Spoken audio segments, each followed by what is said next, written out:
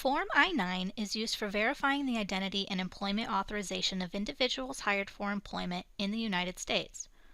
All U.S. employers must ensure proper completion of Form I-9 for each individual they hire for employment. The form is equipped with drop-down menus and a help feature assigned to each field. We will demonstrate how to use these options later in this video. Let's look at an example of how to complete the form in its entirety. In the first row of Section 1, the employee will enter their first and last name along with their middle initial. If the employee has had a different last name, such as a maiden name, it should be entered in the last field of the first row. If no other last names have been used, they must enter NA. The second row is for the address. The employee can hover over the question mark for instructions on how to fill out the apartment number field. If an apartment number is not applicable, the employee must enter NA. The employee can use this help feature at any point when filling out this form if they need further information. Let's move on.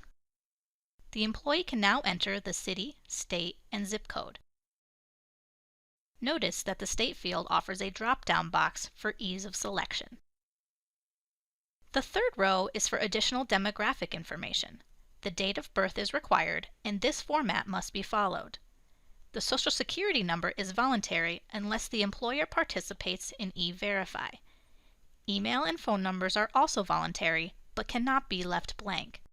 The employee must enter NA if they elect not to disclose this information.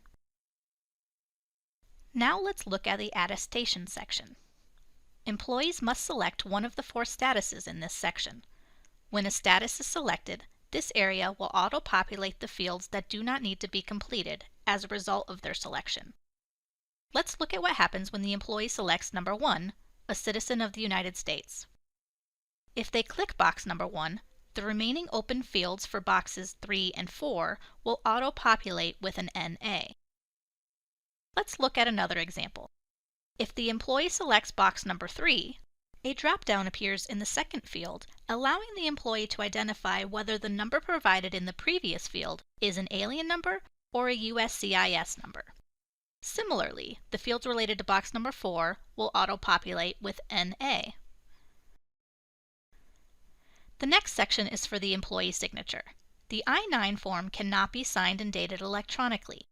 Section 1 must be printed and physically signed and dated by the employee. In the Prepare Translator Certification section, one of the boxes must be selected. If a preparer or translator was used, then the rest of the section should be completed. Once the employee completes Section 1, they will click the button to finish. A pop-up will appear asking if they would like to review the document for missing information. They should select Yes.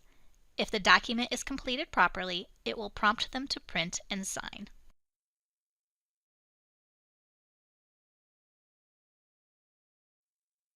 Let's look at Section 2. This section is completed by the employer. If you are completing the form electronically, the employee info from Section 1 will auto-populate. The documents the employee presents to validate their identity and work authorization will determine how Section 2 is completed. It is important to remember that you need to review original documents. Photocopies or scans of documents are not permitted.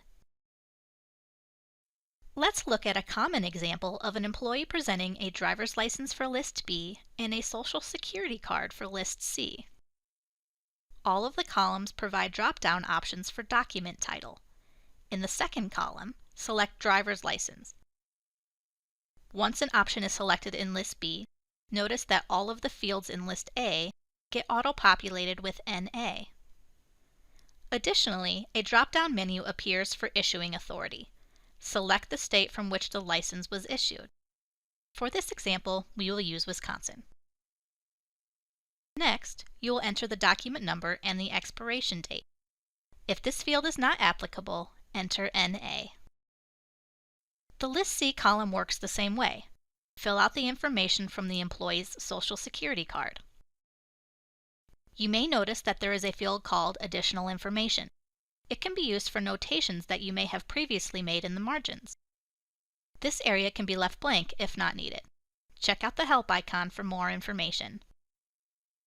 Let's move on to the employer's attestation section. Enter the employee's first day of work for pay, following the prescribed format. In the 3 lines below the start date, all of the fields can be filled out electronically, except the signature and date fields. Once you are done with Section 2, click the button to finish. Similar to Section 1, you have the option to review the document for missing information. Select Yes.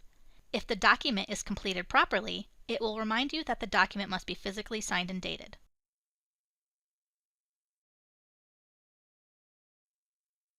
This section only gets completed when former employees are rehired and/or the employment authorization has expired and needs to be updated.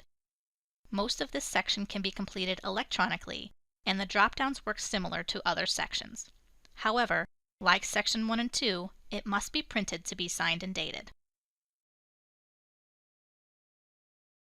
That completes the review of how to complete the new I-9 form. If you have any questions or need further assistance, contact MRA's HR hotline at 877-474-6854.